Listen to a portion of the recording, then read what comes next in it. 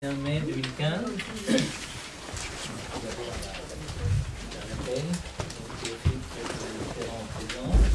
Évelyne Alexandre Noël. Présente. Kyriac. Présent. Valérie Zayat-Escouzet, elle a donné un pouvoir à Antoine Cozza. Jean-Louis Cozza. Présent. Sylviane Massonnière. Présente. Alain Graveau. Présent. Jacqueline Ziller. Mireille Binet. Présente. Marie-Ange Pédérière. Présente. Jean-Marc Briand, il est excusé, il a donné une procuration à Ghislain Dupeux. Dominique Gressier. Présent. Ghislain Dupeux. Présent. Jean-Claude Loss. Présent. Evelyne André. Présente. Sylvie De Zutter. Présente. Nadine Cotonnet-Gressien. Présente. Isabelle Tidzinski, excusée, a donné une procuration à Évelyne Alexandre Noël. Philippe Chaban. Présent. Cédric Guillaume. Présent. Rodrigue Dourme. Présent. Martial Moret. C'est un pouvoir. D'accord.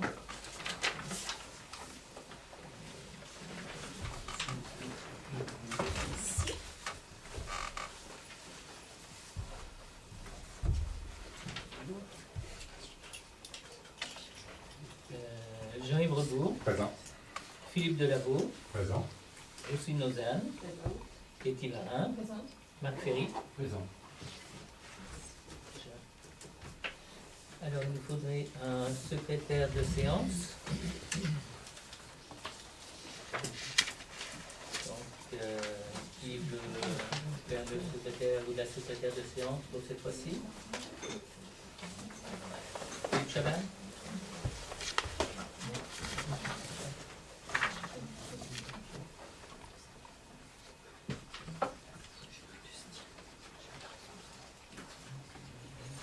Alors, avant que de commencer, j'aurais souhaité proposer à l'Assemblée d'ajouter 3 points à l'ordre du jour que nous avons reçus depuis lundi. Ça concerne donc la nomination d'un coordonnateur communal pour le recensement qui aura lieu en 2016. Ensuite, c'est une modification concernant la délibération pour la demande de subvention pour les vignes, qui nous a été demandée par le parc donc, cet après-midi. Et également donc la participation donc communale concernant la carte imaginaire pour les enfants pour l'année prochaine. Donc pareil, on l'a reçu lundi. Donc qui est contre l'ajout de ces 3 points à l'ordre du jour? Personne qui s'abstient? Personne, merci. Alors, on va commencer par la validation du procès verbal donc, du 26 mars. Est-ce que vous avez des points par rapport à ce procès verbal? Oui, j'ai un point. Oui, pardon.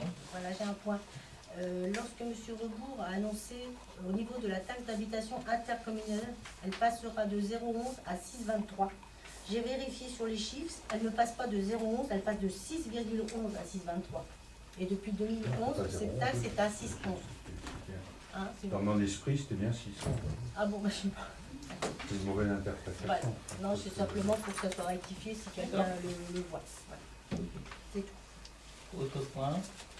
Oui, moi je devais une réponse lorsque nous avons délibéré pour le remplacement de la sirène.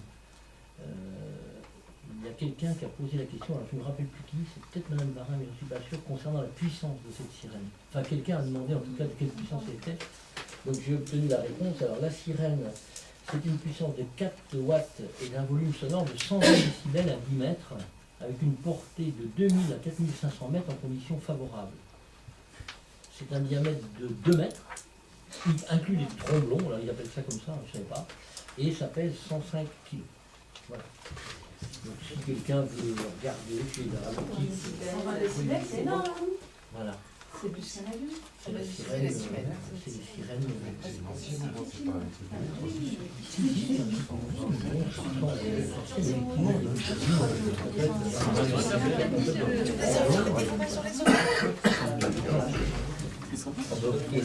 Merci pour ces éléments de réponse. Maintenant, on va passer donc à l'ordre du jour, donc sur le point numéro 1. Ah, pardon. Hormis ces points-là, on va valider. Est-ce que quelqu'un d'autre a quelque chose par rapport à l'ordre, au procès verbal, pardon? Non. Alors, qui est contre? Qui s'abstient? Merci.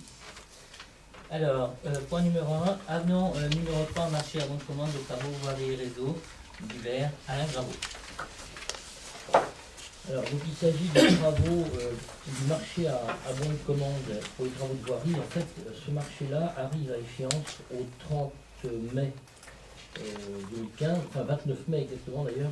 Et il se trouve que tous les travaux des grandes lignes qui sont engagés, aujourd'hui, l'engagement a été fait, on n'a aucun souci avec ça. Par contre, on continue les travaux et le 31 mai, c'est demain pratiquement. Donc si jamais on tombe sur un souci particulier dans une quinzaine de jours, on ne peut plus engager de bons de commande sur ce marché-là sans faire une prolongation, un avenant de prolongation. Donc ça, c'est une première raison. Ensuite, il existe aussi sur le marché à commande, comme vous le savez, un montant minimum annuel à atteindre. Là, ce montant n'est pas atteint. On leur doit un montant de travaux de 200 KE. Aujourd'hui, on est à 150 KE en gros, 149 500 exactement. Donc voilà, pour cette raison-là, on vous demande de bien vouloir examiner la prolongation du marché. Donc je vais vous lire la délibération. Le marché à commande passé avec l'entreprise EVVO en date du 30 mai 2011 arrive à échéance le 29 mai 2015. Or, une part des travaux de la rue des Grandes Lignes ne sont pas achevés et compte tenu des difficultés déjà rencontrées, notamment suite au référé préventif et à la nature du sol, nous ne sommes pas à l'abri de nouveaux imprévus. D'autre part, le minimum de travaux d'un montant de 200 000 € à commander dans cette dernière année n'est pas atteint. Il est à ce jour de 149 518 € hors taxes avant révision. Il vous est ainsi proposé de prolonger la durée de validité de ce marché jusqu'au 31 décembre 2015. Alors, avez-vous des questions par rapport à cet avenant numéro 3 et cette prolongation? Oui. Est-ce qu'il faut en conclure que le marché des grandes lignes a été passé sur le bail? C'est une commande passée sur le bail, le marché des grandes lignes? Ou il y a eu un appel d'offres Laissez ouvert. Pardon. Je vous en prie. Merci. Comment? Alors, Excusez-moi, Alors, j'ai pas est-ce compris la question. j'en conclus à la lecture du paragraphe que Oui. le marché des grandes lignes a été passé sur le bail. Oui. Il n'y a pas eu d'appel d'offres ouvert. Un marché qui passe combien? Mais c'est un marché à bon de commande. C'est un marché à bon de Donc, commande il y a un sur appel le- d'offres qui a été fait Ça, sur ce ça, marché j'ai à bon bien de commande. compris, mais aujourd'hui, le marché des grandes lignes, si j'ai bien compris, on refait toute la rue. Il n'a pas été passé sur le marché à bon de commande, le marché parmi le marché principal. Si. Si, c'est Et un on marché à parle- bon de commande. et on Il y a un parle de marché qui combien a été lancé. La et rue a été entièrement refaite Oui. via le marché à bon de commande. Oui. Et donc, aujourd'hui, ça pèse combien ces travaux-là? 795. Je sais pas, le marché, je crois que Donc à cheval Pourquoi sur 2000, à trois cheval ans. sur les deux marchés. Sur les C'était deux. sur 3 De toute façon, ans. le montant maximum du marché est de 800 000 € par an. D'accord. Et le alors, minimum, 200 000 €. Donc du coup, j'en reviens à ma deuxième question. Vous ne trouvez pas que c'est énorme, un mini à 200 000 € pour une petite commune comme nous?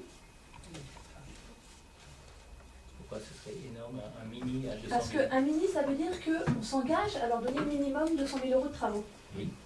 Aujourd'hui, vous savez comme moi qu'un marché à bon de commande, ça coûte 20% plus cher qu'un marché classique quand vous faites un appel d'offres classique. Si. D'accord, je vous dis. Si, je vous le dis. D'accord, ok. Ça veut dire qu'aujourd'hui, on est en train de payer des travaux, une fortune, alors que si on avait fait un appel d'offres ouvert, sans passer par le bail, ça nous aurait coûté beaucoup moins cher. Si vous le dites. Après, je peux vous prendre aussi des exemples de communes qui sont dans le même état d'esprit que nous, environ entre 3500 et 4000 habitants. Ils font des mini à 50 000 €, ce qui me paraît beaucoup plus raisonnable.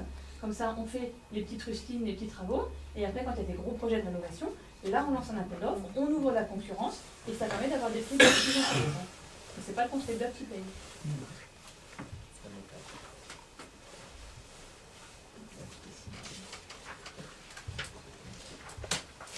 Autre question, autre remarque? Non, mais tout à fait. Pourquoi ce choix? Pourquoi ce choix de...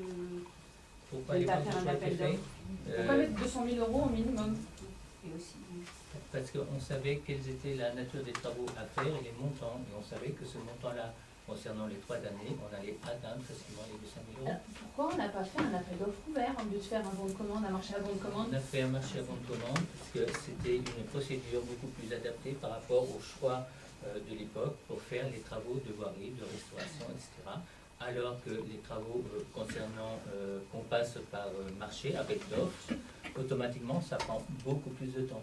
beaucoup plus de temps. Bah oui, il faut juste s'organiser un petit peu plus et gagner les 3 mois d'avance, c'est tout. Là, Plus de souplesse. Oui, il y a plus de souplesse, je suis d'accord, mais la souplesse, c'est sur un nid-pool, c'est sur un avaloir qui s'écrase, c'est sur des petites prestations. Un bail, c'est pas fait pour faire de l'investissement. À moins qu'on soit très très riche et qu'on ait les moyens de payer 20% de plus. De toute façon, je crois que ça fait pas réagir. Donc, voilà.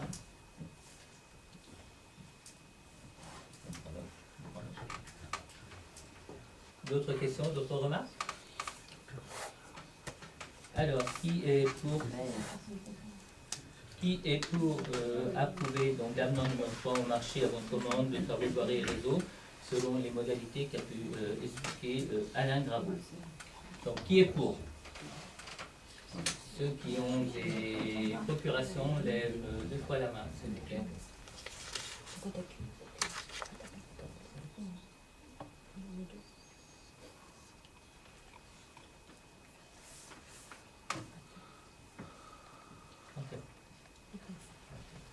Qui s'abstient? 4 abstentions. Qui est contre? 2 contre. Point numéro 2. Redevance pour occupation du domaine public. Thierry Hack. Donc là, ça concerne effectivement l'occupation du domaine public par des commerçants, en l'occurrence ceux qui actuellement ont émis un souhait d'occuper le domaine public. Il s'agit du café tabac de la Crépitante.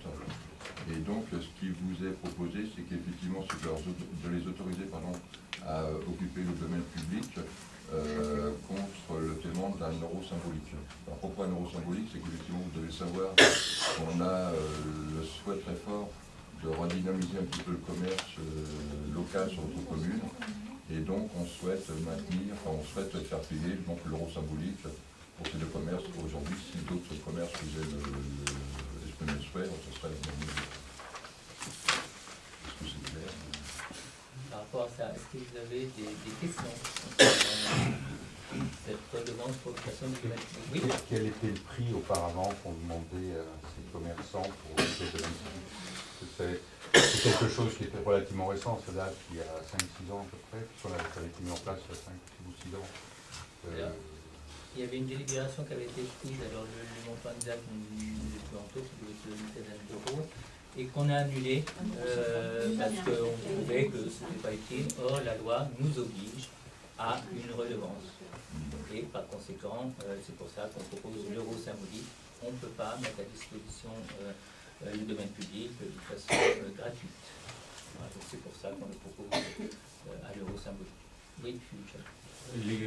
Les conventions de mise à disposition prévoient l'entretien et les coûts d'aménagement à la charge de ces... Avec des obligations de passage, de sécurité, tout ce qu'il faut. D'autres, oui. Le tabac donne pareil, 1 euro? Oui, pour l'instant, on a fait deux demandes. On a la Crépitante, donc la crêperie et le bureau de tabac. Donc là, effectivement, ce sera l'euro symbolique pour chacun des cas. Pour tous ceux qui vont faire la demande. Et après, ceux qui font les demandes, ce sera la même. Madame Vera. Est-ce que ce serait possible de préciser que c'est juste pour les terrasses?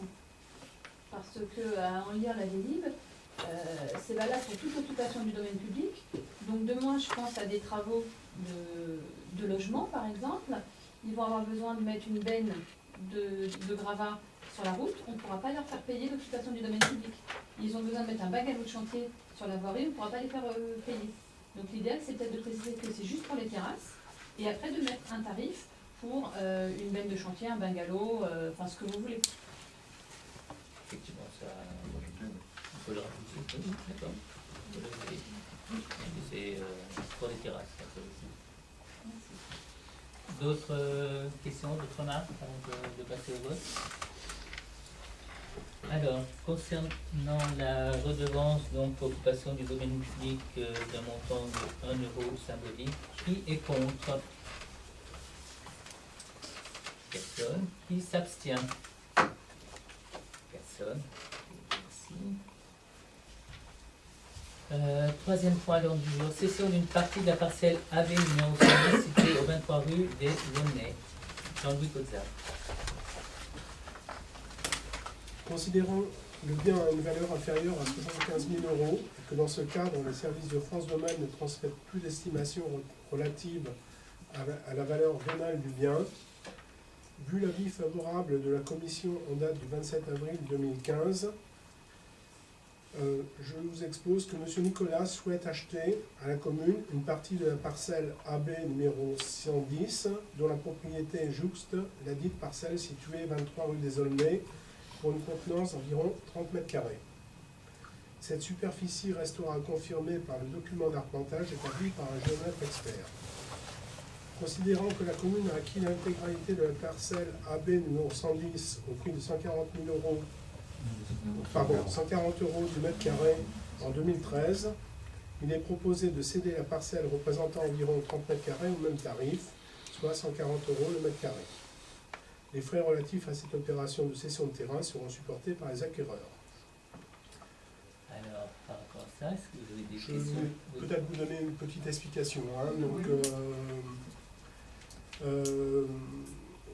la commune a acquis une parcelle de terrain sur lequel il y a la résurgence d'une source et il y a un passage d'eau pluviale. Cette parcelle est contiguë à la propriété de M. Nicolas. M. Nicolas a aujourd'hui des difficultés compte tenu de la largeur de son terrain pour rentrer son véhicule qui se trouve à l'arrière de son pavillon. Son accès est assez dangereux et à plusieurs reprises il a eu des dégâts de carrosserie en rentrant son véhicule. Donc il souhaite ne pas laisser son véhicule dans la rue, je pense que c'est une bonne chose. Et pour faciliter son accès, c'est un terrain qui est assez pentu, il a sollicité la commune pour qu'on lui cède une parcelle d'environ 1 mètre de large afin de faciliter l'accès à son garage. Comme notre parcelle aujourd'hui, compte tenu de sa largeur, elle fait environ 5 mètres de large, n'est pas constructible par la source et par sa configuration, cela ne présente pas d'inconvénient pour la commune de lui céder cette parcelle de terrain. Des questions, des remarques par rapport Il est utile de préciser que la présentation de la chose a été faite en commission d'urbanisme et que l'ensemble des membres de la commission ont donné un avis favorable. Il faut le dire aussi, et ça, je pense que ça aurait dû être noté dans le livre. Vu l'avis favorable. Oui, vu l'avis. Merci.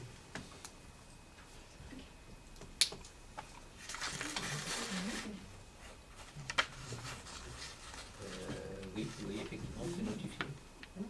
Oui, non, mais comme je n'ai pas tout compris au début, c'est pour ça. Je voulais juste le préciser par la suite. D'autres questions, d'autres remarques? Alors on va passer au vote. Qui est contre la cession d'une partie de la parcelle AB numéro 110 au 23 rue des Aulnay pour un montant de 140 € le mètre carré et d'une superficie d'environ 30 mètres carrés. Qui est contre? Personne. Qui s'abstient? Personne. C'est tout à l'unanimité. Quatrième point, aliénation d'une partie du chemin rural dit des Émières en vue de son aménagement. Jean-Louis Cozard. Par délibération en date du 20 novembre 2014, le conseil municipal décidait de procéder à l'enquête publique préalable à l'aliénation d'une partie du chemin rural dit des Émières, soit environ 151 mètres carrés à partir de la rue de la Syrie, en vue de la cession à la société CMCIC, aménagement foncier, qui souhaite réaliser, conformément aux orientations retenues dans l'orientation d'aménagement de la Syrie, 4 lotissements. L'enquête publique s'est déroulée du 13 au 28 mars 2015. 2 observations ont été formulées sur le registre d'enquête publique. Le commissaire enquêteur, au regard des observations, a émis un avis favorable sans réserve sur le projet au motif que l'aliénation partielle du chemin a pour objet la création d'une voie nouvelle destinée à être rétrocédée à la commune de Jusier après travaux, et que celle-ci sera raccordée sur la partie non déclassée du chemin rural numéro 34, dit des Émiards, que dans ces conditions, la circulation publique sur cette partie de voie déclassée sera rétablie. Par ailleurs, les 2 mois à compter de l'ouverture de l'enquête publique sont écoulés sans que les personnes pouvant être intéressées aient manifesté leur volonté de se regrouper en association syndicale autorisée pour se charger de l'entretien du dit chemin. Dans ces conditions, en constatant que la procédure a été strictement respectée, après en avoir délibéré, le conseil municipal vous est proposé de décider de désaffecter une partie du chemin rural dit des Émiards, d'une contenance de 151 m² en vue de sa cession, de fixer le prix de vente du dit chemin à 10 000 €, de mettre en demeure les propriétaires riverains d'acquérir les terrains attenant à leur propriété et d'autoriser monsieur le maire ou son représentant à signer toute pièce nécessaire à la poursuite de cette affaire. Donc voilà, suite à l'enquête publique, donc il y a eu un avis favorable, nous devons prendre cette délibération dans les règles. Donc avez-vous des questions à poser par rapport à ce point? 10 000. Voilà. Oui. Une question sur l'avant-dernier paragraphe. Je suis désolée, mais je ne comprends pas. Non, moi non plus, je n'ai pas tout compris. De mettre en demeure les propriétaires riverains d'acquérir les terrains attenant à leur propriété. Je vais être très franc, je ne comprends pas non plus, c'est la loi. Voilà, c'est la loi qui permet aux riverains proches, autour de la Sente, de pouvoir acquérir, s'ils le veulent, ce terrain.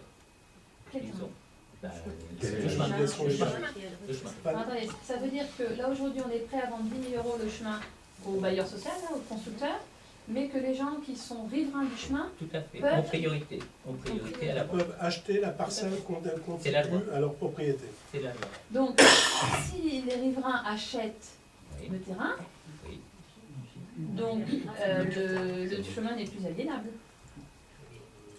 Oui. Complètement. D'accord, non, mais je veux dire. Mais ce sont les riverains autour du terrain. Oui, oui. C'est-à-dire, il y en a 3 aujourd'hui qui sont Ouais, c'est vrai riverains. qu'à ce Donc voilà. C'est la loi qui oblige de ne passer par C'est un peu tordu. Comment? C'est un peu tordu. Là, à comprendre le Se process. doit de respecter la loi. Se doit de respecter la loi. Non, mais ça, c'est toujours c'est le process que j'ai du mal à saisir. Et le prix a été fixé de quelle manière? Alors, le prix, il a été fixé par rapport au prix. Il a été fixé arbitrairement, sachant Il avait très procédé après. qu'il sera remboursé à la ménageur. Il y a une volonté dissuasive pour éviter. Voilà, il est très cher exprès. Ah, vous trouvez ça très cher? Je crois ça. Moi, je Non. trouve ça pas très cher. Mais pour les riverains, pour les riverains, ça peut être cher et c'est pas cher pour le promoteur. C'est pas cher pour le promoteur, sachant qu'en plus c'est un terrain qui bloque son projet. Donc soyons fous, soyons judicieux, vendons-lui plus cher. Non, mais non. attention, Il faut le il racheter. est- Il il faut est racheter bien- après. Si c'est rétrocédé, c'est pas racheté. il est bien prévu que ce soit rétrocédé ensuite à la commune. Rétrocédé, on ne rachète pas. Oui, mais notre intérêt, Une c'est tout de même de rétrocession, faire. c'est pas un rachat. On n'est pas là pour se faire de l'argent non plus sur le dos des promoteurs. On n'est pas non plus là pour en perdre. Non, tout à fait. Faire pas. Tout à fait. Aujourd'hui, quand on compare aux 140 € du mètre carré qu'on vend à monsieur et madame Nicolas, c'est juste la moitié du prix. Globalement, ça sera une opération blanche. On ne gagne pas et on ne perd pas d'argent. C'est l'objectif. Et quelle assurance on a derrière d'être sûr de récupérer le chemin? Ça sera établi par convention avec la ménagère. D'accord, ce sera écrit noir sur blanc. Tout à fait. Et sous combien de temps? Excuse-moi. De même qu'il sera écrit dans cette convention que la ménagère devra maintenir la circulation publique sur le chemin, y compris durant le temps des travaux. Et c'est lui qui l'aménage, qui fait Tout à fait. les trottoirs, les bordures et tout ça. Et si par hasard des riverains voulaient l'acheter, ils l'achèteraient à ce prix-là ou ce serait un autre Alors, prix? ce sera une prorata de la surface. Oui, mais en partant des Partant 10 du 000 C'est le même €. Partant de 70 € du mètre carré. Bah, non, si, quoi. Non, c'est les- On le vend en l'état, le terrain, c'est un seul lot. Bah, ça dépend Non, s'il y a c'est plusieurs pas ça. riverains. Non, Il y a Les- 3 riverains. Bah, qui font si tu as 4 riverains, Un tu vends riverain ne peut pas acquérir les 151 mètres carrés. Un riverain ne peut acquérir que la largeur correspondant correspondant à son à terrain. la parcelle. Il vient de préciser de mettre en demeure les propriétaires riverains d'acquérir le terrain attenant à leur propriété. C'est Donc, l'ancien ils peuvent pas terrain tout qui acheter, attire. non. Ah non. Il y en a 3. Je- Il y en a 3. Enfin, Fais un schéma. d'accord. Il y a trois terrains qui sont contigus. Ouais. Le terrain, il fait une seule unité. À partir du moment où on a une frontière avec ce terrain, on ne dit pas dans cette délibération qu'elle est visible. Elle est continue, donc on peut acheter. S'il y en a un qui dit je veux toute la parcelle, Ah bah, il y a on ne peut pas lui refuser. par rapport à l'argent de son Mais terrain. ça, c'est pas le problème. Il y en a un qui dit, avec cette délibération, il dit, moi j'achète. On ne peut pas lui refuser. Et comment on le divise? C'est une parcelle. Sincèrement, Alors, c'est pas, sincèrement, c'est une commande technique. Sincèrement, pour répondre de façon générale, je ne vois pas comment les propriétaires actuellement à ce terrain voudraient l'acheter, puisqu'aujourd'hui, Ils veulent vendre. tous vendeurs. Et aujourd'hui, ils reprochent à la commune de retarder ce projet. D'accord? Donc, je ne comprendrai pas. Après, mais la loi est ainsi faite que je dois passer par là. Mais aujourd'hui, les vendeurs de terrain viennent régulièrement en mairie pour savoir où ça en est. Donc, sincèrement, ce serait du non-sens. Mais ça peut exister. Oui, il y a des casse-pieds. Hein. Ça va? C'est le mot. C'est le mot de la fin. Donc, voilà. D'autres questions? D'autres marques? Alors on va passer au vote. Donc, qui est contre l'aliénation du parc rural des Témières en vue de son aménagement, selon la délibération que vient de vous dire Jean-Louis Caudat? Donc, qui est contre? Un contre. Qui s'abstient? 4, 1, 2, 3, 4, 5 abstentions. Monsieur Ferry, Madame Ouzagne, Monsieur Delapeau, Monsieur Dupré et Monsieur Rigaud. Qui est pour?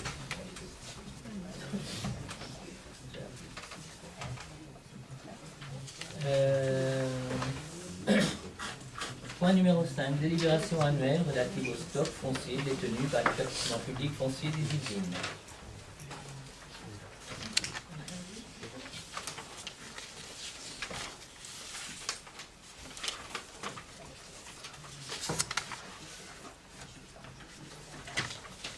Jean-Louis Caudat, pardon. Conformément à l'article L. 2241-1 du Code général des collectivités territoriales, le conseil municipal est appelé à délibérer sur le bilan annuel des acquisitions et cessions immobilières réalisées par l'établissement public foncier des Yvelines sur le territoire pendant l'exercice budgétaire de l'année 2014, retracé par le compte administratif auquel ce bilan sera annexé. Donc sur l'année 2014, il n'y a pas eu de mouvement ni d'acquisition ni de vente. Donc aujourd'hui, le montant des biens, enfin, le montant qui a été acquis par le PFI représente 1 655 370 €.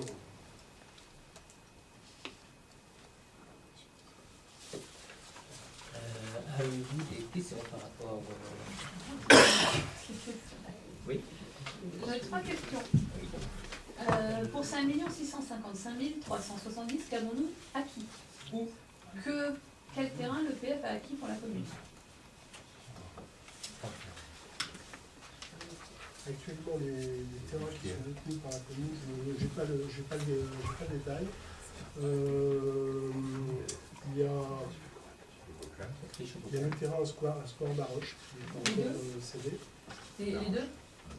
Que la crèche? Un seul. Non, La crèche est à côté de la commune. Il y a les louvetières. les Chevaucanes? Les louvetières, les Vaucanes, les les terrains Paroches. aux Friches-aux-Vaucanes, sur le OAP des Friches-aux-Vaucanes. Et il y a la ferme aux Louvetières. Tout ça pour 1,6 million. Ok. Et là-dessus, si j'ai bien compris, il y a un délai pour réaliser des travaux?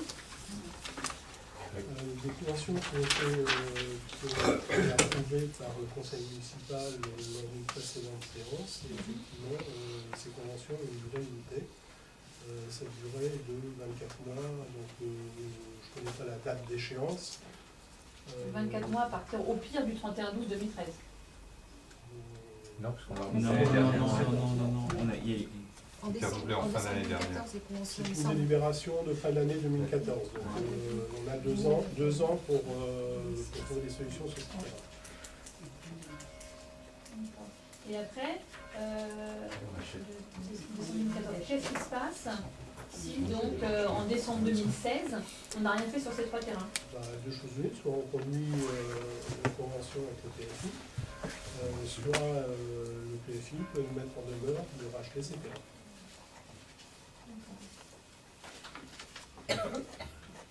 Je pense qu'il faut être honnête et dire qu'on est plutôt dans le second cas de figure. Ah, j'ai pas entendu. Je pense qu'il faut être honnête et dire que on est plutôt dans le second cas de figure, c'est-à-dire que le PFI maintenant va nous mettre les épées dans le dos en nous disant qu'est-ce que vous faites parce que... Tout dépend de la situation. S'il y a un projet qui se dessine, je pense que le PFI ne sera pas contre une prolongation raisonnable. Oui. Et si effectivement on ne bouge pas sur ce délai de 24 mois, effectivement le PFI nous mettra en demeure de racheter ces terrains. Et de toute façon, Donc, si on peut ceci dit, il y a un terrain qui va être résolu très prochainement. C'est qu'une question de délai administratif, c'est le terrain concernant le score d'Aroche. Ensuite, sur les 2 autres opérations, on travaille dessus avec la commission. La délai de décembre 2014, rappelez-moi, c'était déjà une prolongation de convention. Tout à fait. Oui, d'accord. Il y a un renouvellement. Parce que Plutôt un renouvellement. les Loustières, ça a été acheté en 2009. C'est un renouvellement tout à fait, puisqu'il y a un changement de statut. Il y avait un changement, voilà, il y avait un changement de statut.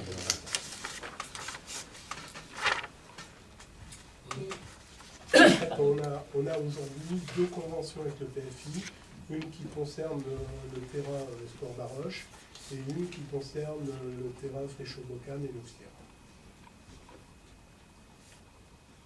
Et en cas de, effectivement, où il faudrait racheter ces terrains, est-ce qu'on a la trésorerie nécessaire?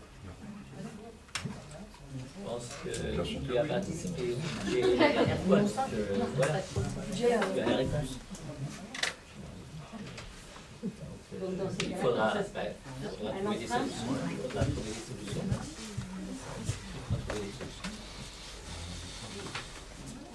Et à ce moment-là, il y aura un travail qui sera à faire de négociation avec le PFI s'ils nous mettent en demeure.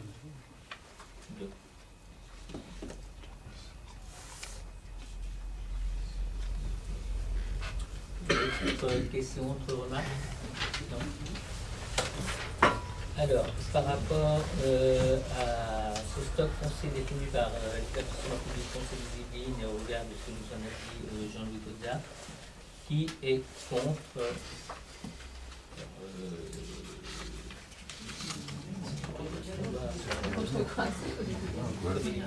Il n'y a rien à dire. On est d'accord avec le stock ou pas? Oui, si on est d'accord avec le stock, c'est un peu, voilà. C'est un constat. C'est un constat. C'est un constat, tout à Donc on ne fait. peut pas être contre un constat. Voilà. Et donc c'est la question à poser. Donc qui est contre le fait qu'on ait 1,6 million au regard des chiffres? On peut regretter, on peut. Mais Voilà. on peut pas y croire, c'est un C'est constat. Je suis bien d'accord, mais je n'ai pas d'autres questions à poser que des contre ou des pour par rapport à ce stock. Donc, qui est contre ce que vient de dire Jean-Louis par rapport à ce stock?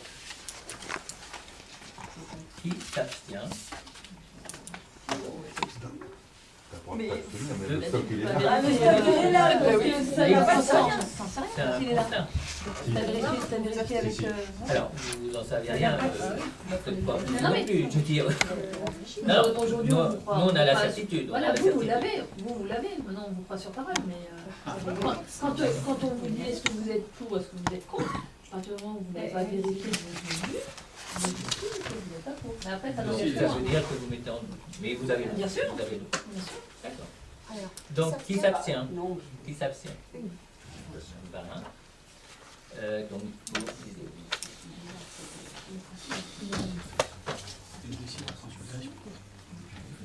6e point à l'ordre du jour, désherbage des collections de la bibliothèque Rose-Louis, Sylviane Massonnière. Comme nous le faisons régulièrement, nous avons S'il vous plaît. organisé le désherbage des collections de la bibliothèque. Donc je vais vous lire la délibération. Alors par délibération adoptée le 26 janvier 2012, le conseil municipal a adopté la charte des collections de la bibliothèque municipale qui permet de procéder à des opérations de désherbage. Il s'agit d'éliminer régulièrement des documents provenant des bibliothèques, soit en mauvais état, soit au contenu obsolète, soit jamais empruntés, soit d'exemplaires multiples qui n'ont plus d'usage. Cette procédure est soumise à un processus légal en raison du statut domanial des documents des bibliothèques. Elle comporte deux opérations logiquement successives, mais dont la jurisprudence admet qu'elles soient réalisées dans un même acte. D'abord, le déclassement qui a pour objet de transférer les documents à éliminer du domaine public au domaine privé. Puis l'aliénation qui a pour effet de les sortir définitivement du patrimoine de la collectivité propriétaire, les rendant ainsi aliénables ou susceptibles d'être détruits. Les destructions, dons, ventes ou échanges sont licites, mais le conseil municipal doit les autoriser, ce qu'on fait maintenant, car il s'agit d'actes modifiant la composition du patrimoine de la ville. La liste des documents du désherbage doit être établie avec précision. Si vous voulez la voir, si vous avez un doute, Madame Marin, vous pouvez aller la voir à la bibliothèque. Non, il faudrait juste que vous me disiez combien de bouquins. Vous avez fait une estimation? La bibliothèque l'a fait, mais je n'ai pas là, mais on peut se voir et puis on va à la bibliothèque et voir. Non, je sais pas. La charte précitée autorise la bibliothèque à proposer des documents à titre gracieux à des institutions ou associations, à les vendre au public ou à les détruire. Donc ce sont des documents en mauvais état, des documents contenus obsolètes, des documents jamais ou très rarement empruntés et des exemplaires multiples. Donc je vous demande l'autorisation pour la destruction des documents provenant de la bibliothèque jugés en mauvais état. Leur liste en sera dressée et conservée à la bibliothèque. Sur chaque document sera apposé un tampon indiquant qu'il n'appartient plus aux collections de la bibliothèque. Ensuite, l'achat de ces ouvrages est réservé aux particuliers dans la limite de 20 documents par personne, parce que nous pouvons les vendre. Faut essayer de... Sur chaque document aussi sera apposé un tampon indiquant qu'il n'appartient plus aux collections de la bibliothèque. Leur liste sera établie et conservée également à la bibliothèque. Donc les prix qu'on souhaiterait faire, si vous nous autorisez, les prix de documents sont fixés à la manière suivante. Petit format de poche, 0,50 € l'un ou 1 € les trois. Brochet et relié, 1 € l'un et 2 € les trois. Beau livre, 2 € l'un. L'encaissement des recettes se fera par l'intermédiaire de la régie de recettes de la bibliothèque. Ensuite, si vous nous l'autorisez, je pense qu'il y aura des livres qui sont vendus à la brocante avant de les détruire, puisque vous donnez même une association comme ça. Alors je vous demande l'autorisation. Alors par rapport à ce désherbage, alors c'est un terme... Oui, justement, j'allais poser la question pourquoi désherbage? Quand on désherbe, il n'y a plus rien. Oh, ça pousse, ça pousse. Zéro phyto. Technique. Zéro phyto, ça pousse. Zéro phyto ici. C'est un terme technique utilisé C'est tout dans la première produit. bibliothèque. Donc, c'est vrai que ça fait un peu bizarre, mais c'est comme ça. C'est désherbage. Donc, est-ce que vous avez des questions par rapport à ce désherbage? Oui. Alors, Philippe et puis Marie-Ange. Moi, je suis pour le principe du désherbage, mais ce qui me gêne, c'est le pilon, pour ceux qui n'arrivent pas à vendre. Donc, est-ce qu'on n'a pas une autre solution que le pilon Ça sera des dons. Le don. Mais justement, est-ce qu'on peut supprimer la notion de pilon? Moi c'est pareil, je ne supporte pas de jeter un livre ou de... Le pilon, ce sera vraiment pour les ouvrages très abîmés. Le reste sera donné à des associations. On a un réseau, les bibliothèques ont des réseaux pour ça. Mais c'est vraiment que pour des ouvrages très abîmés. On a des bibliothécaires qui aiment beaucoup leurs ouvrages. D'ailleurs, c'est précisé, les documents non vendus feront l'objet de dons à des associations ou des bibliothèques à l'étranger. Voilà. Marie-Ange.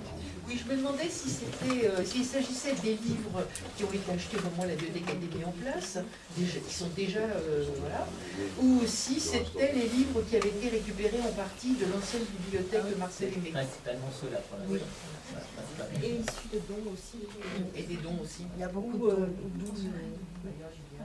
C'est vraiment les premiers issus de l'ancienne bibliothèque. D'autres remarques, d'autres questions sur ce désherbage? Alors on va passer au vote. Donc par rapport au désherbage des collections des bibliothèques Rose-Billy selon les conditions qui vous ont été énumérées, qui est contre? Personne. Qui s'abstient? Personne, merci. Alors, autre point dans le jour concernant la communauté d'agglomération Seine-et-Vexin, convention de mise à disposition de biens et de services suite au transfert de la compétence accueil de loisirs périscolaire. Donc, je vous rappelle que Seine-et-Vexin, donc comité d'agglomération, a la compétence pour organiser les accueils de loisirs périscolaires sur notre commune. Ces accueils s'organisent au sein d'un bâtiment, donc sous les classes. qui est de propriété communale, avec des locaux qui sont en partie affectés donc, de façon exclusive à l'activité et pour partie d'utilisation partagée, parce qu'il y a des salles qui sont utilisées par l'école et par le centre de loisirs. Il convient aujourd'hui de sécuriser d'une façon ferme l'occupation de ces locaux et de permettre le flux financier entre les communes de Jusier, Seine et Vexin, comité d'agglomération. Il est donc nécessaire qu'une nouvelle convention soit établie permettant de définir avec le plus de précision possible les droits et les obligations des différentes parties. Et donc, il nous appartient d'autoriser le maire ou son représentant à signer cette convention. Donc, au regard des statuts de Vexin-Seine, comité d'agglomération, et du code, bien sûr, général des collectivités territoriales, au regard également de la délibération de cette comité d'agglo du 24 février 2015, et considérant la nécessité d'établir une convention entre Seine et Vexin, comité d'agglo et la commune de Jusier, afin de définir les droits et obligations des deux parties dans le cadre de l'exercice de la compétence accueil de loisirs et périscolaire sur le territoire de Jusier.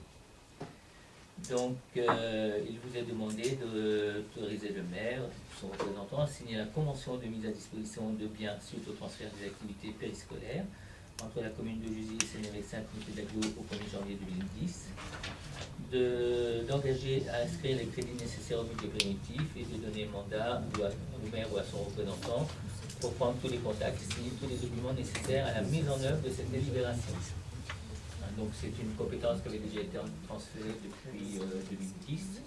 Et aujourd'hui, Seine-et-Vexin est en train de revoir toutes les mises à disposition de ces bâtiments communautaires. Et par conséquent, elle revoit pour l'ensemble de notre territoire toutes les conventions de mise à disposition. Donc, voilà. Avez-vous des questions par rapport à cette délibération? Oui. Oui. Quel est l'intérêt de faire ça si dans 6 mois, puisque dans 6 mois, on change complètement de structure? Justement, Quel est l'intérêt? Déjà pour se garantir les uns les autres, c'est la première chose. Et deuxième pour 6 chose. mois. Comment? Non, non, pas pour 6 mois. Les conventions que nous faisons aujourd'hui ou qui existent jusqu'à ce jour vont courir demain. Elles seront simplement modifiées comme on a pu les modifier quand on est passé de communauté de communes à communauté d'agglo. Simplement, après, il y a un transfert qui se fait sur la nouvelle entité. D'accord, mais en gardant les mêmes... Tout à fait. La même réglementation. Tout à fait, tout à fait. Après, alors, quand je dis en gardant la même réglementation, je l'espère, je le souhaite, ça va dépendre de la future comité d'agglomération. Ça, on est bien d'accord. Le principe que tout le monde se fixe aujourd'hui, c'est ce qui existe. On souhaite vraiment que ce soit transféré en l'état. Mais après, là, pour le moment, c'est moi qui le dis, qui le souhaite. Et comme, j'allais dire, les 72 autres maires. Mais bon, il va y avoir des discussions, et encore, et encore. Oui. Et si vos discussions n'aboutissent pas, Oui. ce qui, je suis désolée d'aller à votre rencontre une fois de plus, ce qui semble être le cas, que cette nouvelle interco ne reprenne pas la compétence petite enfance et que, vraisemblablement, un syndicat soit créé pour aider toutes les petites communes comme nous pour gérer la compétence petite enfance, c'est ce qui se trame à peu près, a priori. Vous avez des informations? J'ai des informations. Oui, mais je vais avoir les mêmes que monsieur le maire en théorie. Par contre, la question c'est est-ce que du coup cette convention sera automatiquement transférée à ce syndicat? Pour l'instant, c'est allé trop vite en besogne. Nous sommes en train de voir pour toutes ces compétences qui ne sont pas aujourd'hui transférables, on va dire, en la matière selon le choix qui sera fait. Nous sommes en train de voir comment les communes peuvent maintenir le service proposé aux habitants. Et au regard de ça, l'État est aussi en train de voir comment aider ces grosses agglomérations pour pouvoir justement maintenir ces services à la population avec, j'allais dire, une qualité égale à aujourd'hui. Vous avez des informations. Aujourd'hui, moi, je ne peux pas vous dire qu'est-ce qu'il en sera demain, ça c'est clair. On travaille dessus, on fait tout ce qu'il faut pour que ça se passe au mieux. Maintenant, moi, je ne peux rien garantir. Tout ce que je sais, c'est que de toute façon, le transfert s'il y a un changement au niveau de ce transfert, que ce soit dans la future grosse agglomération ou que ce soit dans un syndicat, on fera en sorte, et tout le monde est d'accord là-dessus, que la reprise se fasse, j'allais dire, d'égal à égal. D'égal à égal. J'entends bien, hein. Vous avez juste pas répondu à ma question. C'est est-ce que cette convention, s'il y a syndicat, si l'Interco récupère la compétence, la convention va courir. Ça, il n'y a aucun souci, je suis d'accord avec vous. Si on passe sur un syndicat, oui, est-ce que cette convention sera reprise automatiquement par le syndicat? Je ne connais pas la réponse.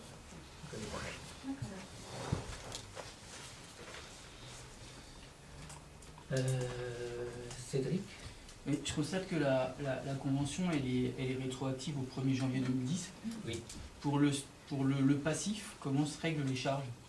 Mais il y a déjà des choses qui ont été payées, hein. Ça c'est clair. Là, il y a juste 2014. Par la communauté Oui, on a déjà été réglé jusqu'au 31 décembre 2013. Donc là, ils ont mis un temps assez certain parce qu'ils ont voulu vraiment tout analyser. Tout remis à plat, ouais. Donc ça sera, nous, il nous reste toute l'année 2014 et là, le premier semestre, parce que c'est par semestre, le premier semestre 2015. Alors il est vrai qu'il y a des communes qui sont beaucoup plus en retard que nous, par exemple. Voilà. Et il y a des communes pour lesquelles on va passer au prochain conseil communautaire les conventions de mise à disposition. Donc voilà, petit à petit, c'est en train de se faire. Marie-Ange. Oui, je voulais juste dire que l'intérêt, c'est d'avoir un document clair au moment des passations, que les choses soient écrites de façon claire, de façon à ce qu'on ait un document qui serve de référence au moment où ça passe à la grande agglomération ou que ça passe à un syndicat. C'est ça la démarche. Voilà, c'est pas de... C'est une des démarches, mais c'est la démarche première, c'était de mettre à jour un certain nombre de conventions qui ne l'étaient pas, justement. Et là, je serais bien placé pour le savoir, puisque je fais partie de la commission des finances, et entre autres, ça fait partie de ces... la convention dont on parle ce soir, elle a été citée dans une commission des finances. Bon, pour juger, il n'y a pas de souci, puisque c'est 2014, on passe de Vexin-Seine à Seine-et-Vexin, donc, mais il n'y a pas que Juviers, il y a 17 communes, et la semaine dernière, c'était à nouveau, il y en a d'autres, avec Neulan, avec Mézy, et ça, c'est des conventions sur certaines, Vaud, entre autres, depuis 2010, où il n'y a rien, je ne sais pas, c'est pas clair du tout, et la volonté de la communauté d'agglo aujourd'hui, c'est ce qu'il en ressort, d'après ce que je ressens, c'est de régulariser absolument toutes ces conventions, de telle façon à ce qu'au moment du transfert, c'est la volonté du président, parce que j'ai eu l'occasion d'en discuter avec lui, c'est qu'au moment du transfert, on soit le plus propre possible, de telle façon à ce qu'on ait qu'on ait le maximum de moyens pour pouvoir négocier. Après savoir ce qui va se passer derrière, ça par contre, D'autres questions, d'autres remarques? Oui, Philippe Chavannes. Alors moi j'ai deux remarques. La première sur l'article 8. Une convention, un contrat quel qu'il soit, sans limitation de durée, ça me gêne un peu.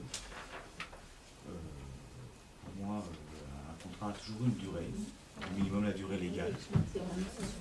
Deuxième point, entre l'article 5 et l'article 6, il y a une contradiction. On dit dans l'article 5 que Seine-et-Vexin assure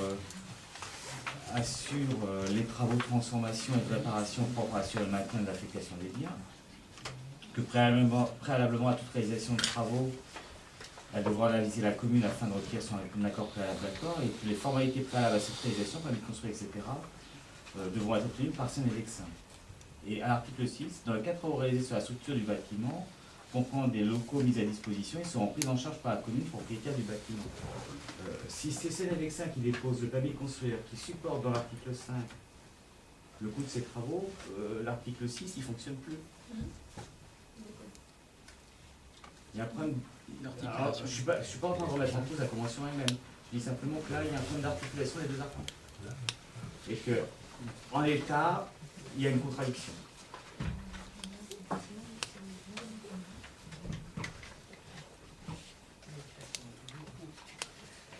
Il y a deux choses dans ces deux articles. Si tu regardes sur l'article numéro 5, il s'agit des biens mis à disposition. Et l'autre, ce sont les bâtiments. Les locaux restent propriété communale. Sauf que lorsqu'on met à disposition, il y a une répartition de volume, quoi. Il y a un document cadastral qui va dire que ces volumes-là, la totalité de ces volumes vont être mis à disposition. Et on dit que sur ces volumes-là, Seine-et-Vexin, l'article 5, peut faire les travaux qu'il souhaite voilà. À l'intérieur. Oui, mais Non, c'est pas précisé. En fait, le permis de construire est assez litigieux parce que le permis de construire, quand vous déposez un permis, c'est que vous attaquez à la structure. Et la structure appartient à la ville. Donc c'est peut-être qu'il faudrait peut-être juste enlever le permis de construire et ça réglerait peut-être un peu le. Je pense qu'il faut. Il faut savoir quand même que la convention là, dont vous faites état, elle a été validée par comment ça s'appelle, Seine-et-Vexin, et donc par la préfecture. Ça c'est bon. Oui, d'accord. Je suis désolé, là,